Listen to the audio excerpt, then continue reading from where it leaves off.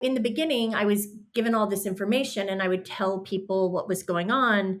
But to me, that was only half the story. So this is what's, let's say wrong. This is what's not in alignment or not working. But then what? I didn't want to leave them in that place without takeaways. So I very early on really fashioned my readings with takeaways. Here's what's out of alignment, and this is what you do to get into alignment.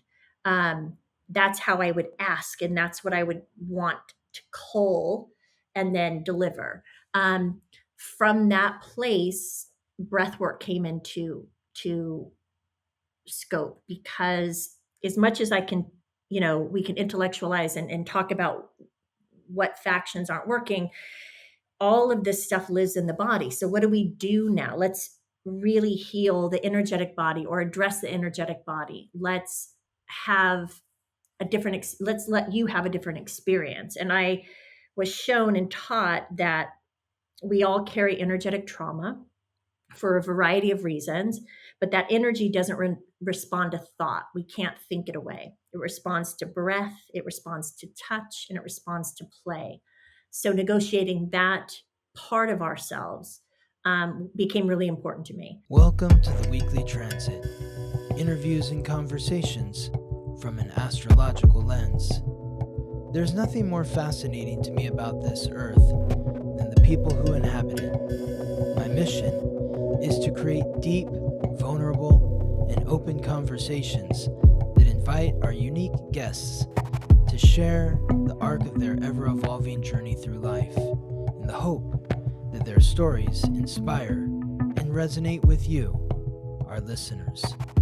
I'm your host, Scott Tejerian. What is up? Welcome to the Weekly Transit. I am your host, Scott Tejerian, here with Krista Rauschenberg, the amazing Krista Rauschenberg, the multi-talented Krista Rauschenberg. She's an Akashic Records reader, advanced Akashic Records reader, postpartum doula, Akashic breathwork practitioner, a sound therapy practitioner, and she recently started her own podcast, Beginner's Guide to the Third Eye, which is very, very interesting.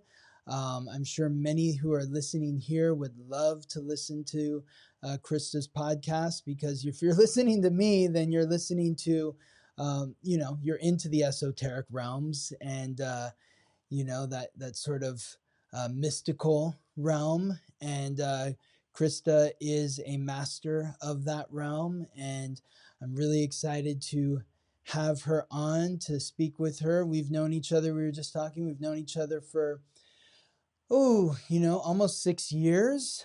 Krista is a Leo sun, a Libra rising, and a Sagittarius moon. And I first met Krista when I went and did an Akashic Records reading with her, which was 6 years ago. And that, she blew my mind. So thank you so much for being here, Krista. Welcome. Oh my God, thank you so much for having me. You're welcome. So tell me about yourself. Tell me, how did you get into what you're doing, the Akashic Records? How did that come about? Have you always been somebody and what is the Akashic Records for people who don't know? What is that? The Akashic Records are an energetic realm. They have historical reference in Hinduism, in Buddhism. It is said to be the highest energetic realm, higher than the psychic realm, and highly pristine. There was a time when very few people were allowed access, only holy people. And even in the time that I've been doing this work, I've noticed that I am allowed to teach more and more people how to access their own records. It's as if it's been brought down as we have evolved and lit up.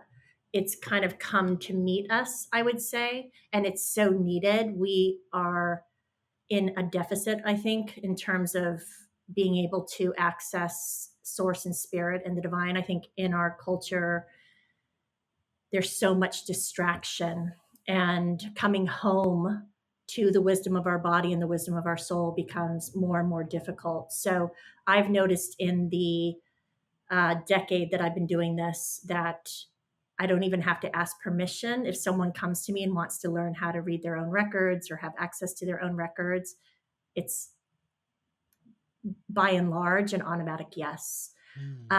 When I access an individual's Akashic Records, I'm speaking directly to their masters, teachers, and loved ones. And their masters are a body of energy that have been with them since the inception of their soul. So we have access to past lives, present, and then future possibilities. But it is an energy that meets them where they are. More often than not, energy will come through as I'm opening the records, and that's what I'll start with. And most times, the person that I'm reading will say, "Oh, that's everything that was on my list."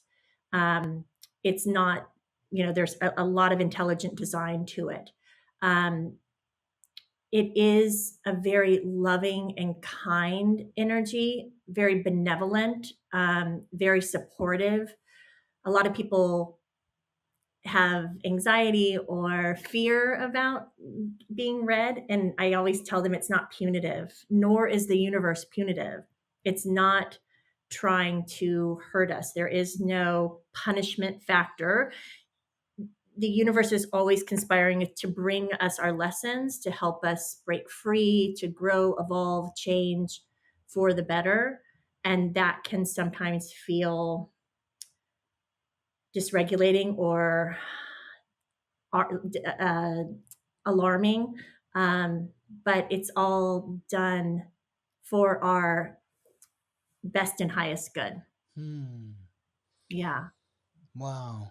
So the Akashic Records are basically the records of your soul and where it came from, all that it's experienced, and possibilities of, or what it's experiencing now, and possibilities of what it may experience moving forward. Exactly. Yeah. And everything's there, depending on where that person is and what they need to know. And all the time I've been doing this, I've never asked a question that I haven't gotten an answer to. It's not always the answer that they might have expected, but there's always information for them. Yeah. I remember just being so like blown away because like you told me some really far out stuff about myself, but it somehow just made sense. I'm like, oh, okay, yes, that feels right. Like, how people say, oh, I'm from the Pleiades or that sort of stuff, and you're like, well, you're from like a star group that like I've never heard of before. I don't even know, like, you're from this purple planet that like I can maybe see the symbol or I don't even know how to pronounce it, even if I knew what it meant. And there's like two other versions of you that are back there, like helping you control, like, live your, like, you're here to bring something to this planet that nobody has ever brought before. And you have there's like three of you. There's you, and there's these two other entities that like you're like them when you're over there, and it was your turn to come here this time, and they're helping you navigate and do what you need to do on this planet. And I was like, oh my God, that makes sense. And what's weird is, I've had like other psychic readings before that have basically told me a different version of the same thing, Wow. Yeah. I don't Like, remember any of that, but that's wild. of course, yeah. I That's mean, like, I know that, like, I'm not making any of this up because I couldn't make that up. I know, That's yeah, so out of totally. my That's how I imagination. am when I'm doing readings for people. People like, years later will be like, well, you told me this, that, and the next thing. I'd be, I did? Okay. If you say so, like, I don't know what I'm saying half the time. I'm just like channeling through the information, and I'm not really thinking about it too much. So, but it was very impactful.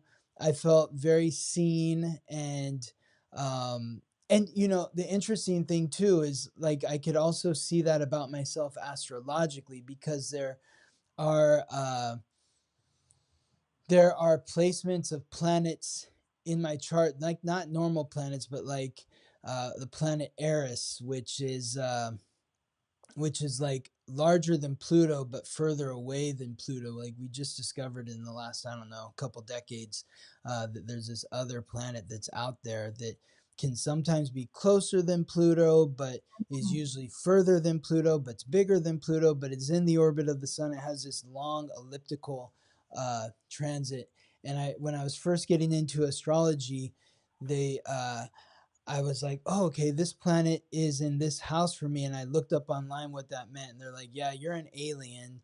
Like you don't come from this place. And like, you're like the black sheep of your family. And because you're not of the norm here. And I'm like, oh my God, it makes sense. And then you kind of told me the same thing. Yeah, you're from this other place. And so, yeah, it's fascinating. Well, welcome to Earth. Yeah, thank you. You're doing a great job.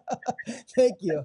Yeah, I had this psychic tell me, she was like, you are from this other planet that it's not the Pleiades. I don't know where this is. Like it's some other place. You have this walk-in, this other entity that's like living in your body with you, came in and like when you were in your like late 20s, like I guess it was like around my Saturn return, is going to be there until the end of your next Saturn return. And then she was like, what else did she tell me that was, oh yeah, she was like, I was like, how many times have you been to Earth?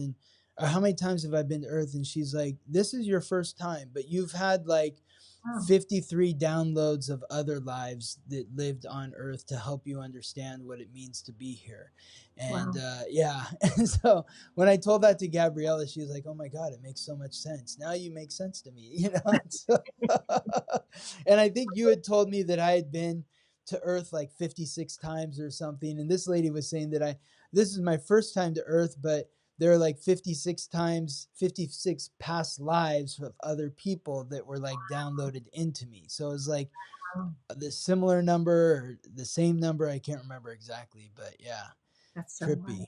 And it's the fun thing because like when you're working with an astrologer or Akashic Records reader or a psychic or a numerology person or a palmistry person, like I always tell people, because people come to me and say, that's exactly what this person told me. And I'm like, well, if we're all doing our job, we should be telling you the same thing, because this is a way to connect to the other side. It might be a different window and a different description, but yeah, I love the overlap. Yeah, I love that kind of confirmation for people because it just helps them surrender, which is ultimately what we're all meant to do. It helps them trust in something that they can't see or touch, maybe hopefully feel. Yeah, that's awesome. So how did you find the Akashic Records? How did you end up doing what you're doing? I was in crisis, Yeah. which leads us all to these very magical places. Same here. I was right. I was a postpartum doula, and that was the first time I had a skill set where I could help people, and that was life changing. And I loved it. I loved it so How much. did you get involved in that to begin with? What was Yeah, the story? I was in a book club, and the first meeting we went around the room and everyone told each other what they did for a living. And the woman across from me said she was a postpartum doula, and I'd never heard that expression before. I didn't know what that was, but this wave of energy came up from my feet all the way up my body and out of my mouth. I said to her across a room, I want to do that. And she heard me, and we locked eyes, and she's like, I'll help you. Did And you she say did. it out loud, or was it psychically? I You said it you out said loud. it. No, I said it out loud before I even knew what I was saying. It was one of those things. And then Yeah. the way she took hold of that and told me, kind of just fast tracked me, told me where to get my training, because there were several different options, and she recommended certain things that and within 6 months, within 6 months I was working, which is not heard of. The training, they basically, you go to a several day training, but then you walk away with a giant book that's your test. Mm-hmm. And a lot of people just take a year, excuse me, take a year to do it. And I just didn't stop. I Mm. really accelerated it. I wanted it so badly. Um, and I did that for close to a decade. And after a while, my body was just no longer participating. It took a really big toll on me. I was working nights primarily, and not sleeping. So, And okay. So what were you doing prior to the postpartum work? I was in production, primarily production, and then So you were in LA working in like film and television? Is that? no. So I had a lot of different jobs, Yeah, and let's get a lot of into it. I'm Tell not. me, like, let's go back in time, Oh my because god. I want to get the thread from like where you started to like where you are now, and like it's always a crazy, sort of story to think about. How did I end up in this position? So I'm Well, I always curious. had to have a job.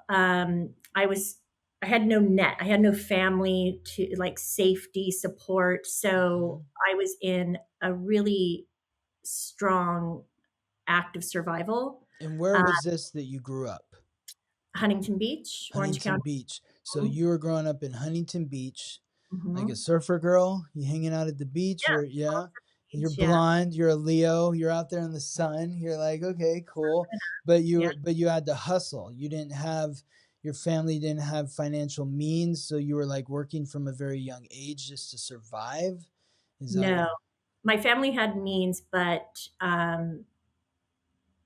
there were a lot happened. A lot happened. It's a lot. Um, it's a lot. And at a very young age, I was kind of left to my own devices. There was money, but I was alone a lot, neglected. There was physical abuse, emotional abuse. There was a lot going on, a lot of chaos. Mhm. And at the age of just at 18, I left home. I had to leave home. My whole home life blew up. Um, and I um, went to the camp that I went to as a child, and I became a camp counselor. And a group of Japanese kids came over, and the director of that school offered me a job to teach English in Japan. And I immediately took it and lived in Japan for 2 years. Oh wow. Yeah, that was a really powerful, beautiful time. I really adapted into Japanese culture.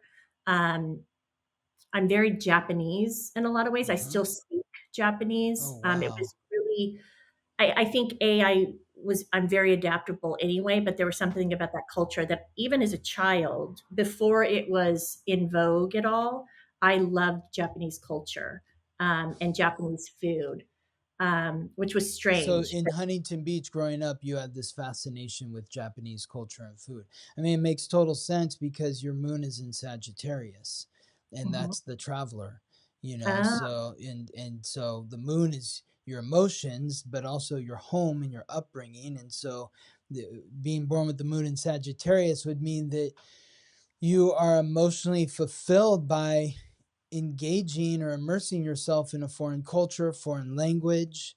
wow. You have the ability to grasp and understand foreign languages and cultures more fluently or rapidly than most people would be able to because of that Sagittarius placement. It's interesting. Right after high school, like within days, I Hmm. grew up watching The Love Boat, Yep. um, and went and took a trip on the Love Boat all over the Mediterranean, and ended up staying. The Love Boat from Yeah, like the show, yeah, really? yeah. What? Princess cruise, a princess Okay, cruise. wow. Um, yeah, and I still to this day, I have that ability to just go into the world. I don't have Yes. fear about it. Hmm. And so all by myself I was 18, but I was really emotionally immature. So I was like a 12-year-old and I just went on the Love Boat Wow. and traveled all over the Mediterranean all by myself, and then went to Japan and lived in Japan by myself. Um, so you're right. I have a wanderlust. Well, and not only were you, it's not only because you were born with the moon in Sagittarius, but you were also born with Venus, Mars, and Jupiter, the planetary ruler of Sagittarius and the ninth house. All three of those planets, Jupiter, Mars, and Venus, were all in the ninth house when you were born. And the ninth house is associated with the ninth sign, which is Sagittarius. Mm. Sagittarius and Jupiter are ruled by, or Sagittarius and the ninth house are ruled by Jupiter, and your Jupiter is in the ninth house. So you have a lot of Sagittarius energy. So you're a freedom lover. It's like, yeah, I want to go out into the world and see what happens. Let's go on an adventure. That's the So frequency for you. freedom is something that I need in order to survive. I think that's why I moved around jobs a lot in my youth Mm-hmm. as well. I mean, other reasons too, psychologically speaking. But yeah, I do prioritize freedom, like on a soul level. And I've moved a lot. I like change. I don't mind change. I like to settle into nest, and home is really important to me. And my surroundings are really important to me. But I can move and not, suffer from it. That's the interesting dichotomy that tracks in your code, because your moon is in Sagittarius, which is the traveler, but it's in the second house, which is the house where it's exalted. It's in a position of power there. The second house is associated with the second sign, which is Taurus, which is the bull. And Mm. the bull likes to be just, chilling out in the field. And so you have a very strong emotional connection to your self worth, your values, your material well being. If your material well-being is threatened in some way, like it sounds like it was, in some way, as a teen, you're Mhm. like, I gotta get out of here. I gotta go get on a plane, go on a trip and get out of this situation. But then you also, those three planets that are in the ninth house, Jupiter, Venus, and Mars, which is the ninth house, is that travel, that Mhm. Sagittarius, all three of them are in Cancer. And Cancer is the sign that rules the home. So Mhm. you have Venus is emotional sensitivity, or I would say your senses are attuned to home life. Mhm. You are motivated by comfort and a nurturing environment, and you have Mhm. good luck in creating that for yourself with Jupiter there as well. Mm. Yeah. That's awesome. Mm-hmm. Yeah, I always had good luck finding interesting places to live too. So you And were on an adventure, yeah. So tell us about some of those places. So you went. So first you graduated. You went on the cruise. Then you came back, went to the camp, and they said you met some Japanese people, and they said come teach English in Japan. You moved to Japan. You're living there for. Where in Japan were you? Osaka to begin with, and then Nagoya for the last 3 months. Okay. And then I would go back and forth a bit for work after I moved home after two Did you years. speak Japanese before you went there, or just learned it when you just picked it up Yeah, when yeah, you got there? Yeah. yeah. Wow. Again, survival, like figure it out. Were people enamored with you there because you're Um, blonde?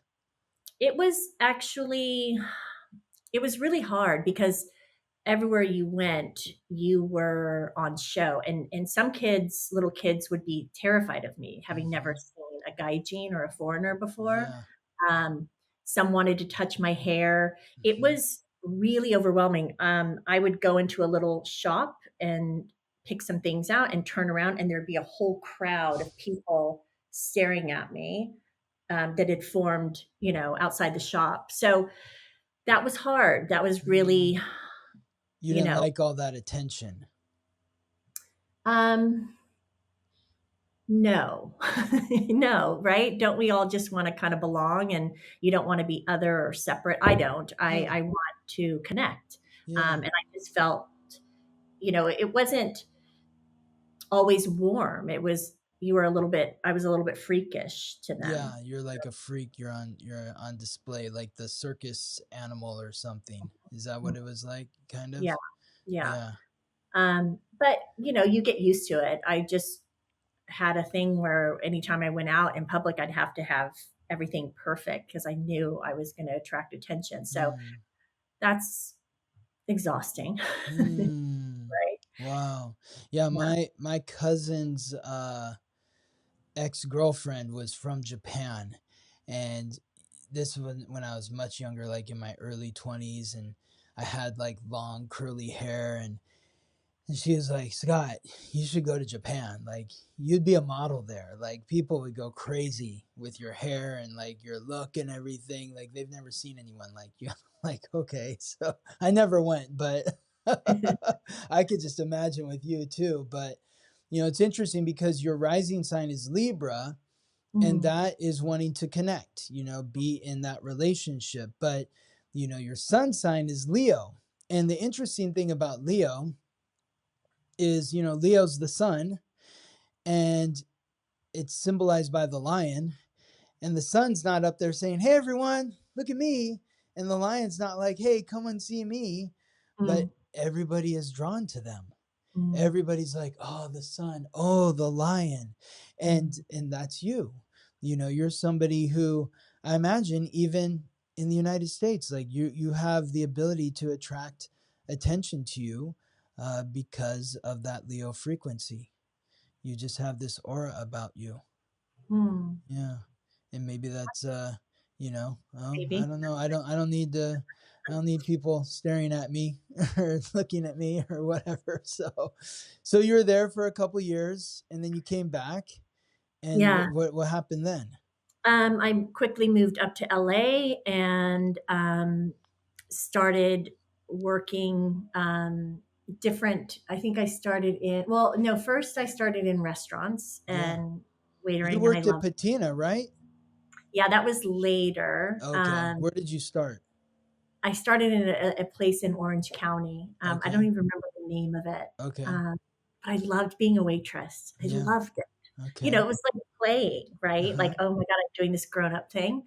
And then moved up to LA, and what did I do? I ultimately got into photo. I know what I did. I was the assistant to a wardrobe stylist, like a pretty famous, a well regarded wardrobe stylist. I was her assistant. And then I started doing wardrobe on my own. I And was didn't love she a wardrobe stylist for like TV shows or fashion or uh music videos, commercials mostly. okay. Uh-huh. Yeah. Um, And and then I you liked that. I liked working yeah. for her, but it kind of ran its course. I started doing it on my own. I didn't like it. And then I moved into working for a photographer and running his business, his studio, producing a bit, um, and then kind of stayed in photography, So working when as an you agent, say producer. producing, you were producing for photo shoots. Mhm, Okay. mhm. Yeah. And then became an agent for hair, makeup, wardrobe, styling, Oh, uh, really? What just was for the name of the agency that you worked at? montage. Montage. Mhm. I used to work in publicity, and I feel like Oh, that rings a bell. interesting. So because I used to always be booking hair and makeup for all the different clients that my boss had. Oh, that's So fun. yeah. I started the agency was a photo agency, and I started the division like an umbrella in within the agency, Uh-huh. and it only lasted a year. Um, When was that? I'm really bad with time. Okay. No Um, worries. I was working in publicity in the early 2000s. Early 2000s. So so I don't know if there was some crossover there. maybe, Yeah. maybe, yeah. Yeah. Um, And then I became a photo editor.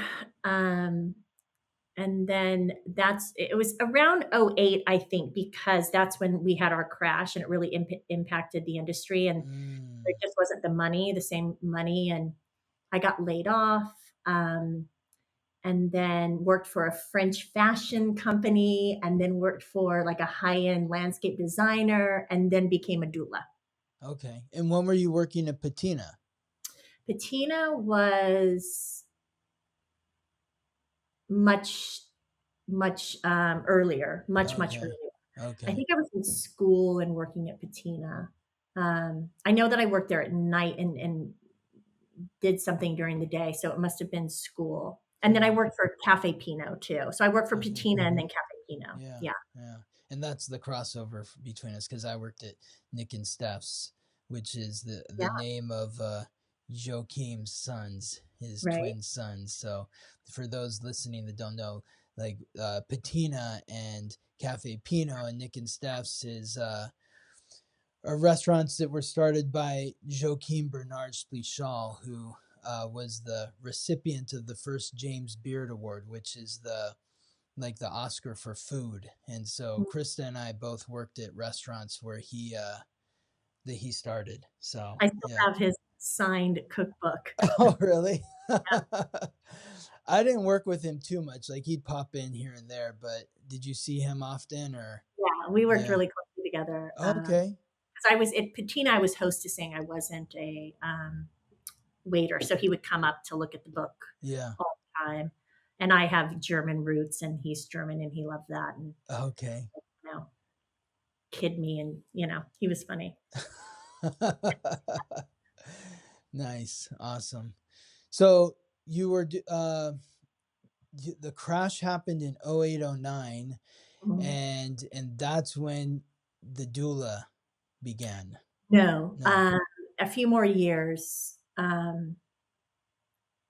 probably 3 years, 4 years later. And so when you said that you were kind of like, you were kind of at your at this low point when you became the doula, was there a heaviness then, or you were Um, looking to get out of what you were doing? I was miserable. Mm-hmm. I would be doubled over at my desk. That was when I was running the landscape design firm, and I had chronic cystitis. What is Um, that? it's like having a UTI. It's really, really painful. It's like bladder inflammation, Oh my God. and it's where I was holding just all of my kind of unresolved trauma and pain. Mm, Um, and my body was just telling me, you know, do something else, yeah. basically. Um, and I did, thankfully. Thank God. I listened and studied to become a doula, became a doula. All of that um, pain and inflammation went away. It would come back Wow. at certain times to kind of talk to me if I was out of alignment, but it became Mhm. this touchstone for me. Um, and yeah, I kind of never looked back. I really mean it when I say having a skill set where I was helping people changed my life forever. And it's Mm, not that I wasn't helping people before, but it really, to me, felt superficial. mhm, And I was such a good soldier that I would run other people's business. So I would give everything to make their life profitable and elevated. And um, I would do all that heavy lifting in order for mm, them to, be successful, right? And that was a pattern that was created in my family dynamic. And so to step away from that, which was security because they were giving me a paycheck, right? And I could mhm, depend that I would get that paycheck, and to step into being a doula where I was freelance was my first trust fall.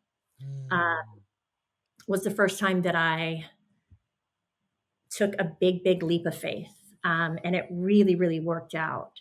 And I had freedom, which it was really, really valuable to me. And I was helping people, and I could set my own schedule, and within reason, I mean, and I could not work for people that I didn't like. I wasn't beholden in the same way. Having that freedom was an adjustment. Mm-hmm. I remember because I worked, the bulk of my business was working nights. I would be out to lunch with a friend, and be, I was so conditioned to not have freedom that I would think like, am I going to get in trouble for doing this? Like, is my, boss going to call me and ask me where I am? Like, I still had to kind of regulate that I was safe doing this thing that Totally. made me happy. Totally. Yeah. It takes time to kind of disengage from that like corporate Mm-hmm. lifestyle. Mm-hmm. Um, it's interesting, like looking at your chart, your sixth house, which is work, your job, is in Aries, and your midheaven, which is career, goals, ambitions, is in Leo. So, when it comes to your daily routine, you need to be the boss. And when it comes to like your goals and ambitions, like you want to be the queen. Mm-hmm. And so, it makes sense, like the postpartum doula, because of those three planets in Cancer, Venus, Mars, and Jupiter, because Cancer is the mother. It's the nurturer, someone who is kind and caring. So you said you were working at night. So are you going over to people's houses at night and helping them? Mm-hmm. Is that what that was? Yeah, the service was basically allowing the parents to sleep. Mm, And there's so much medicine in that. But it was also supportive, teaching new parents what was happening in all aspects of it. Um, some mothers bonded with their babies right away and took that role on. And so my job became kind of caring for everything else, down to mhm, doing dishes and laundry and making food for them, organizing things. Other mothers couldn't bond right away. So I stepped into that role and became the nurturer for the baby. Uh, mm, it depended on the family dynamic, and what they needed, but a lot of education, a lot of support. I always described it as, imagine your favorite sister or best friend came to help, because they had to feel really safe with me. They were incredibly vulnerable with me. I was seeing them oftentimes at their lowest. mm. They're most exhausted. They're most scared, even. So to just come in and be that loving, neutral, compassionate, energetic uh, force, really, was the basis of it, and then everything else on top of it, just whatever they needed. And when did that start to shift? Because you said that when the records came to you, you were going through a crisis or Yeah, uh I couldn't do it anymore. My body was really unhappy. I wasn't sleeping. I mean, yeah. now if I don't get just good sleep at night, Hmm. I'm ruined the next day. So I Yeah. don't know how I did what I did. I'm astounded how I survived and thrived on such little sleep. But then it caught up to me, and so I couldn't do it anymore. I was pretty burnt out, Hmm. and I went back to production, working for a musician, that did music for TV and film. Um, and as lovely as that job was in the context of that world, I was miserable again, because I'd lost my treasure. Um, What do you mean by that? well, Your freedom, your autonomy? just that nurturing, loving, that belonging, being a part of something. I mean, what a privilege to participate in such an enormous part of someone's life, Hmm. you know, the birth of a child, and Wow. then being able to teach them and support them. And I mean, I would have done it for free. Hmm. Uh, it was a wonderful. I learned so much. I learned so much about myself, about others. It really, because I didn't have evidence that, because of my own family, that people were loving and nurturing and compassionate, I got to see it all around me, and it re-parented me in a way, or it re-imprinted me, or imprinted me correctly. It like recalibrated me so that I could believe that families were good Mm. and loving and supportive, and not the opposite, which is what I had experienced. Mm. Um, so there was a lot of healing that I was hopefully giving, but I was also receiving. And I just, looking back, and I see this so much in my work now, every day, that the intelligent design of things, right? I didn't get what I needed when I should have gotten it, but I certainly got it later on. Mm. And hallelujah. It's Mm. it's incredible how it all works if we listen, right? If we listen and let go and kind of allow. Yeah. Wow.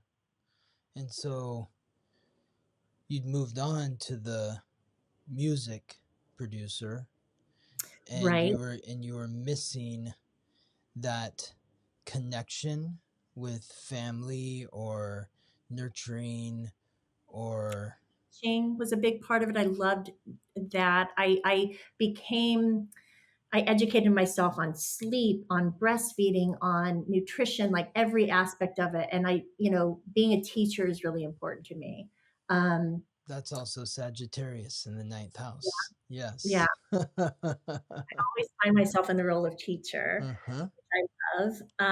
And then a friend of mine said, "Go get your Akashic Records read." And Mm. I'd never heard of that, but I immediately got the hit that, you know, I was going. Mm-hmm. And at that first reading, the woman that read my records, when she opened the records, she had a bit of a reaction, and I could tell it was something for her too. And she said, "You have an invitation here to do this work." Oh, wow. And I'd been told before, excuse me, in different metaphysical settings, that I was a healer, or I had psychic abilities or things like that. But I always was very dismissive of them. That was a hard thing to say, dismissive of them, because I, you know, had to have a job. I was very locked into survival. And for whatever reason, I stepped into that, and I started educating myself and taking every course I could. Um, and then reached out to a women's group that I was a part of on Facebook, and left the tiniest little message in the smallest voice possible. And I was like, "I'm doing these readings now, if anyone wants one." And much like when I became a doula, I had more clients that I could ever want. And the Mm. same thing happened, like floodgates opened, and I had all these clients, and I've never looked back. Wow. Yeah. I mean, yeah, just so grateful. And in a lot of ways, this work mimics the doula work, because I am still supporting and teaching and encouraging, and all of the things that I got to do as a doula, I get to do now in a very different capacity. And I get to sleep at night in Mm. my own bed. And I still get, there's a lot of freedom in it. There's a lot of freedom in it. So I feel very, very lucky. What I get to do, and how I get to, just the honor of someone sharing with me what they share with me, what I get to see, um, the connections that are made, all of it is just so humbling, so gratifying. Um, yeah, I say this a lot, but I feel like I won the lottery. Um, yeah, I'm very fulfilled and very happy, and the work itself has evolved immensely from where I started to where I am now, and the offerings that I have, and the way that I have been shown to support more and better and in different ways. And um, yeah. How has it evolved? In what ways? So, um, in the beginning, I was given all this information, and I would tell people what was going on. But to me, that was only half the story. So this is what's, let's say wrong. This is what's not in alignment or not working. But then what? I didn't want to leave them in that place without takeaways. So I very early on really fashioned my readings with takeaways. Here's what's out of alignment, and this is what you do to get into alignment. Um, that's how I would ask, and that's what I would want to cull and then deliver. From that place, breathwork came into to scope, because as much as I can, we can intellectualize and talk about what factions aren't working, all of this stuff lives in the body. So what do we do now? Let's really heal the energetic body or address the energetic body. Let's have let's let you have a different experience. And I was shown and taught that we all carry energetic trauma for a variety of reasons, but that energy doesn't respond to thought. We can't think it away. It responds to breath, it responds to touch, and it responds to play. So negotiating that part of ourselves became really important to me.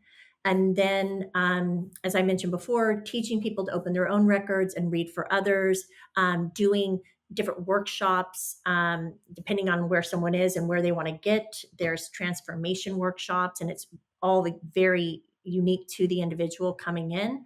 And then breathwork workshops, meaning, we tailor it to the person specifically with what they're trying to move through and achieve or release or learn or grow. And it's like coaching and support in just different ways, right? Just different offerings depending on who the person is and what they need.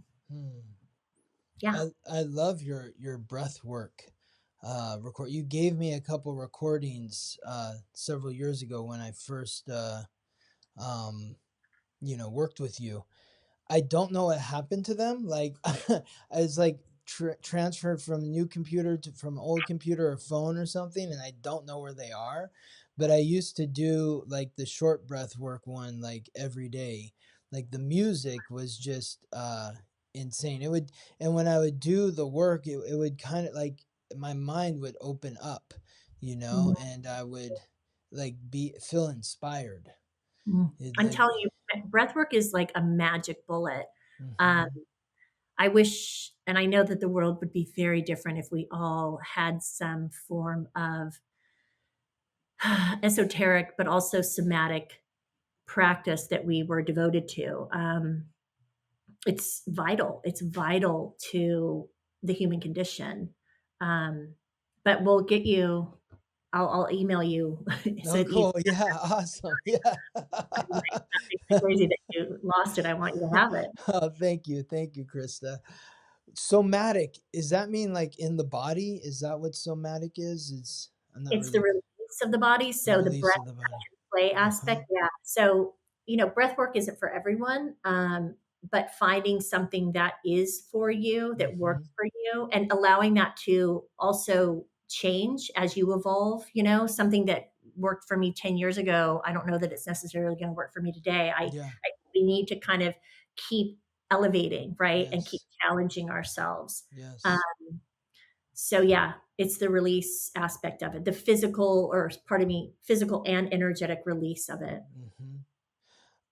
I can see in your chart, like you were born with Neptune, which is the planet that represents the ethereal plane.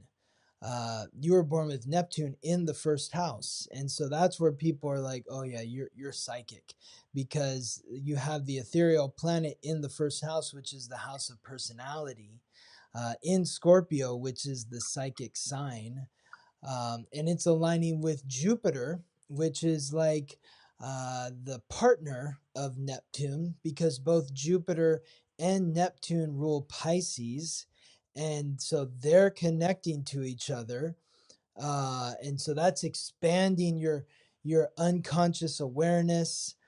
Both of these planets are aligning with Uranus, which is the planet of revolution, which is in the uh, 11th house for you in Virgo.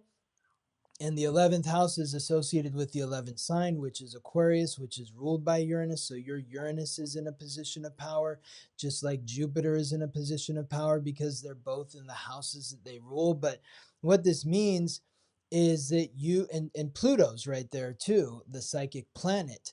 So what that indicates is like you're here to bring something unique Mm. to the collective, and that's supposed to be your job, something unique that is connecting people to the higher power, to a greater sense of faith, Mm. to the ethereal plane, like helping them see beyond the veil and Mm. recognize that even if you can't see it, taste it, touch it, or feel it, I know it's there, you know. And that's what you're here to do, is really to connect people in that way, and to be a teacher in that way, because that's what the ninth house is, the house of philosophy, associated with the ninth sign, which is Sagittarius. So like when you think of the traveler, it's the traveler is somebody who's gathering a lot of information. It's like, I've spoken to the great masters, I've gone to this country and to that country, and I've read all the books. You see our bookshelf behind you here, you know. It's like, I have the knowledge.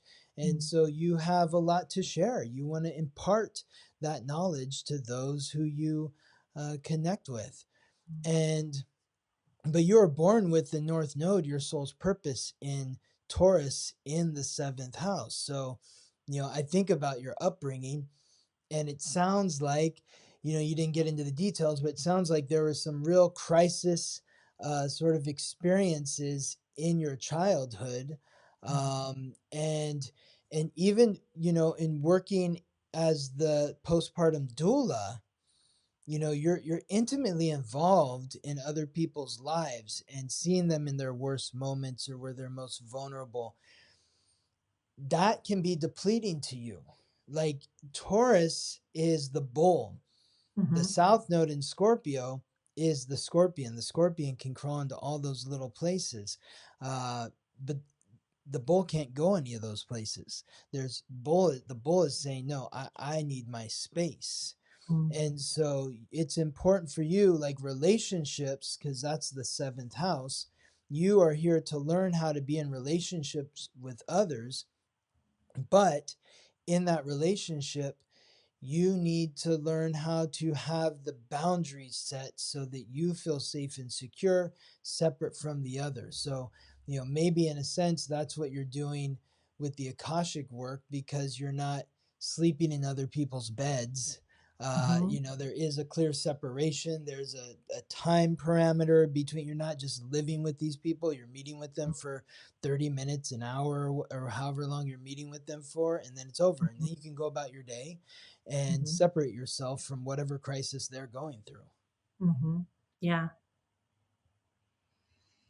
Yeah, I like that part of it. Well, that's what you need. You know, you need that separation. The more that you're getting involved in other people's crises and thinking that you are here to be the hero and the savior of your life, the more you may find yourself and them disappointed in you, Mm. because you need to focus on bringing peace in whatever relationship you're in, but through that strong foundation of being grounded in your reality Mhm. and the separation between you and them. Yeah, that was a big lesson to learn too, boundaries.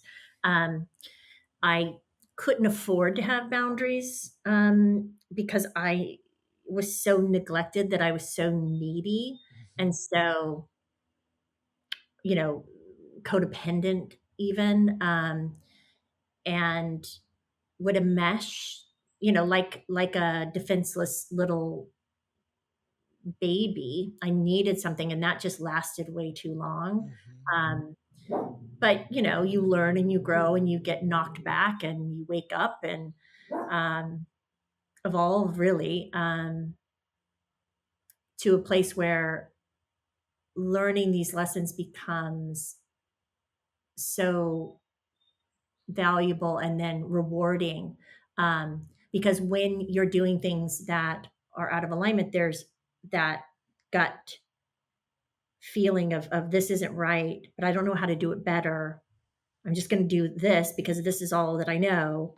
and then really refining ultimately, right? And then dignifying yourself, finding integrity, doing the really hard work of doing what's harder versus what's just kind of easy, you know. Mm. Um, yeah, yeah, it's been a really long road. I wasn't parented when I was little. Like no one really taught me anything. So I was thrust out into the world and had to learn absolutely the hard way and was Mm. certainly taken advantage of because I didn't know any better. And like I said, I needed so much. And your discernment um, isn't great when you're in that level of deficit and that level of need. Mm. Yeah, exactly. When you're in that level of need, then it's like you said, you're just clinging to anyone who can help support you. Mm-hmm. And so your journey in this life is learning how to support yourself, how to It's value also yourself. it's also self-worth and self-esteem. I That's lost well, my that's exactly what it is, Mhm. because it's so it's all about self-worth. That is what Taurus is about. Mm, It's about self-worth. It's about how you value yourself. So it makes sense that you would start out in a circumstance where you felt devalued and mm, felt enmeshed, as you said, with other people, and the people that you're enmeshed with are taking advantage of you because they can, and mm, because you desperately need them despite whatever it is they're doing to take advantage of you. And so the growth is getting to that point where you're like the bull, and the bull's like, no, you can't come here. This is mm, my space. This is what I'm worth. This is my value. You can't crowd me. You can't move me. I go where I want to go. I do what I want to do. I'm not going to back down from anyone or anything. You're not going to stop me from being where I'm at. mm, It's grounding into that, but also finding peace in relationship through that self-esteem, mhm, that self-worth. mhm. Yeah. Yeah, really, really big, deep, wonderful lessons, hard lessons. From not belonging to looking to belong at any cost. Well, not any cost, but Of all greater cost than what you would agree to now. absolutely. And Yeah. then really understanding that the belonging is with me and cherishing that, Hmm. and getting to cherry pick who belongs to me and I belong to as Hmm. well. Yeah. Amazing. The doors got smaller and smaller. And Yes. they had locks and codes Well, and secret passwords. and you have your four-legged angel there. You said the Mhm. head of your security, Yeah. barking. Whenever there's a breach. My little guy, he is Exactly. something else. Yeah, protecting you. Yeah, Mhm. he's like, you can't come. You can't. You got to go to Krista. You got to get through me first. So. He's my booby trap. Yeah, exactly. Mhm. So tell me about this latest project of yours, the Beginner's Guide to the Third Eye. What inspired that, and what is this all about? Oh, I love it so much. It makes me so Hmm. happy. I've really found my new favorite thing. And it was so, so, so challenging to get off the ground. I mean, talk about learning curve after learning curve after learning curve. And just the perseverance. When I look back, I'm ultimately really proud of myself that I kept going Mm. and humbled myself to, just start from such scratch, and not give up. Um, Can you share some of those challenges? The inspiration first, and then, yeah, what were some of the challenges after you were inspired and you're like, oh, I'm gonna do a podcast. This is gonna be amazing. And then it's like, oh my God, this is so much work. So. The inspiration is that I've always been a connector, and I Mm, have these incredible, beautiful people that I love and admire, that are doing such incredible work in the world. Um, and it's again an extension of something's not right. What can I do? Where can I go? What can I learn? How can I, use tools that are in the world, in order to better my life? But I think with the esoteric or metaphysical, there's a lot of fear around different modalities, and misinformation. And I wanted to bring light to this work, or these modalities that exist in the world. And so it's called The Beginner's Guide to the Third Eye. And each episode, we take either a practitioner or a modality or an experience, and we partner it with a willing participant. They have a session, or the willing participant has an experience. We record that, and then we all come on to talk about it. mm, So, um, my focus is to understand the practitioner, for instance, or the modality, get a kind of an origin story. How did this work come to you? Who are you? Much like what you're doing here. mhm. So it humanizes the person. You know, some people were working at a bank and had an awakening, and now they're doing this thing. It's in order for people that do work that is other to be understandable and more approachable, um, also to take the fear out of it. The little tagline is demystify the mystical. Mm, So we've had the harmonic egg, which is a light and sound healing modality, and we had the inventor of the harmonic egg on. We've had NET, an NET practitioner, um, what's that? NET. a neuro emotional technique, which is a somatic therapy. We've had a financial intuitive. So she speaks to money. Mm, Um, we've had, I went to a cuddle class, mm. um, which was interesting. Um, there's constellations therapy. Um, I'm not remembering all my episodes, but there's 11 out now. I Yes. have more coming, like kind of once a month ish. But I have Mm-hmm. really great people in the pipeline, and I'm just thrilled to get to know these people on a different level and show their work or their inventions. Um, Yes. and then the willing participants, without fail, have all kind of come out of it with a remarkable experience under their belt. Mm, Yeah. And I think it's yes. just really interesting that we get to be a fly on the wall and listen to their experience, and then talk about it. It in Yeah. no way is an endorsement of any kind. So if Mm-hmm. anyone, doesn't understand it, or, whatever their experience is what we, um, or I kind of bring forward. Well, I told you this, but for the audience, I have a client that I see weekly who it was really, one of these weird serendipitous experiences where I had just listened to your episode about the harmonic egg, and my client who lives on the other side of the country, in the East Coast, and he was saying that he was someplace where he wasn't planning to be, but he was in this place, and he ran into somebody who he hadn't seen in years. They reconnected.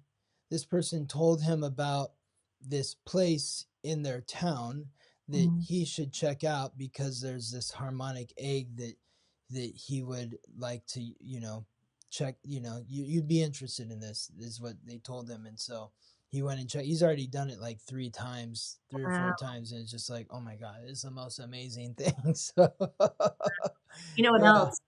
In readings, if it is a benefit for the person being read, um, as all different forms of healing or information come through, the harmonic egg has come through a few times or several times for different people, and two of those people have since gone had an awakening, so much so that they are now practitioners. They have Mm, now opened facilities to be ambassadors or guardians for the egg.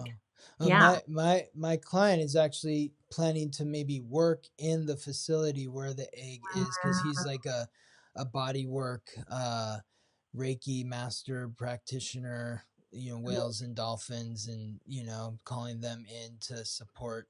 And so yeah, it's really interesting.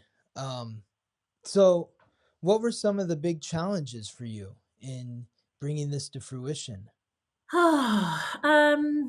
A little bit of everything, but learning how to edit, um, and then learning the best software to edit on. That was a lot.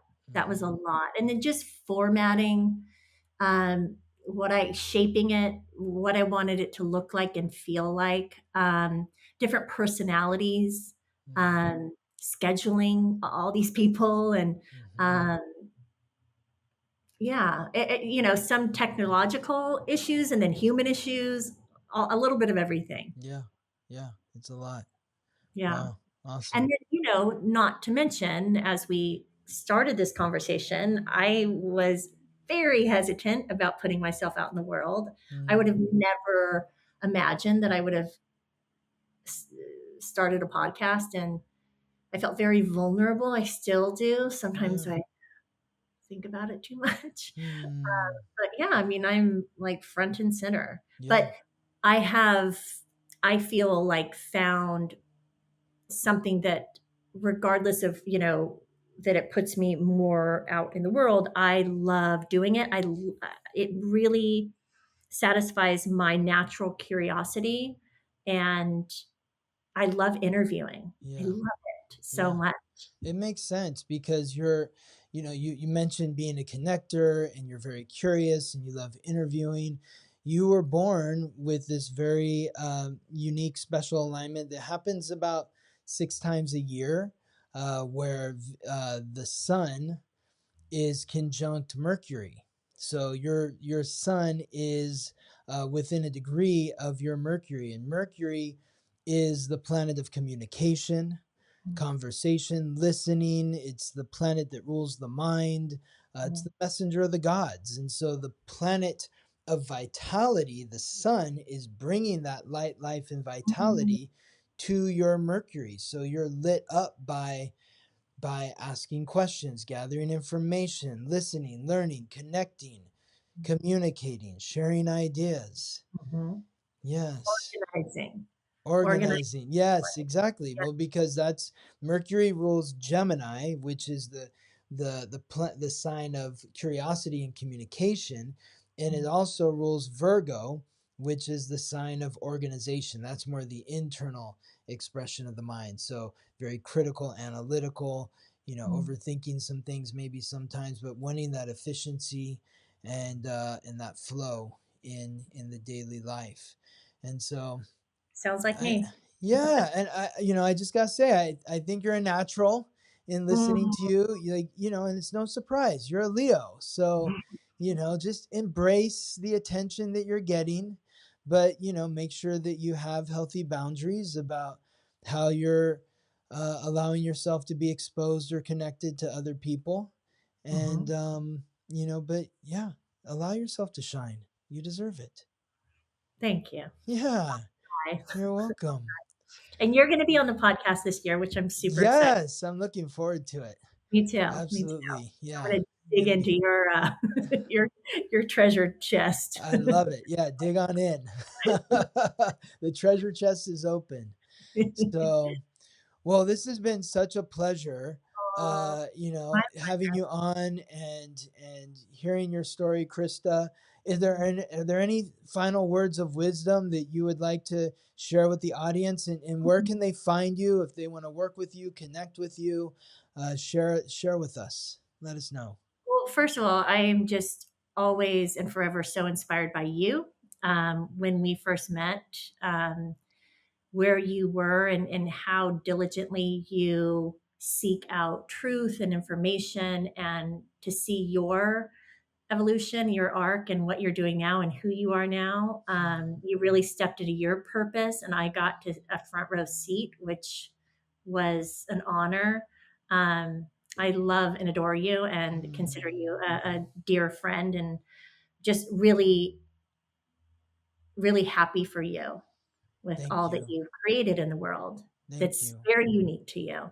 Thank you. Well, you've been an incredible inspiration to me. The times you've done readings for me have just inspired me and kind of given me the courage to go on the path that I already knew I was on, but to hear it from you, it's kind of like the similar experience that I have from people when I'm doing readings from them. They're like, how do you know this? And it all makes sense. But I remember one of the things you said about me was like, I have this image of you, like you're in your workshop and you're like working on something, like you're just kind of like hunched over. I'm like, that's me in my apartment, working on all of my astrology research. Cause I don't think I had told you what I was doing at that point. And I was like, I'm literally like, just combing over charts after charts after charts and putting them into spreadsheets and making sense of this whole, Wow. ancient language and turning it into like understanding it in like a science, in like a scientific way. And you're like, yeah, I see that in you and you're on the path. And so you've been so inspiring to me. So thank Same. you, And Krista. Yes. doing the work you do. I've sent you clients, and they are always so enriched by the work Mm, you do. So amazing. thank you. You're welcome. Yes. Well, yeah. So where can people find you, and Sure. what wisdom, final thought would you like to share with our audience? No pressure. I don't know. Let's start with where to find me. Um, so my website is Akashic Glow. It's AKASHICGLOW.com. And I'm Krista Rauschenberg, so they can Google that. And then the podcast on all platforms is Beginner's Guide to the Third Eye. And there is a website as well that will connect you. And then words of wisdom. Feel your feelings. Let yourself feel your feelings. It's the way to, it's the path to freedom. It's the path to enlightenment. You have to process. It's part of the contract. Love that. Yeah. Feel the feelings. Yes. Go with that. I love that. Thank you so much, Krista. Yeah. Great to see you. And Too. we'll see you soon. Okay. All right, babe. Thank you. You're welcome. Thank you for listening to the Weekly Transit. Interviews and conversations from an astrological lens. This episode was produced by me, Scott Tejerian. Music written by Ben Leimbach from Listen Deep by Amber Herzog-Lyman. If you're interested in being a guest on the Weekly Transit, you can email me at scott@theweeklytransit.com. Wishing you all the best as you ride the planetary waves.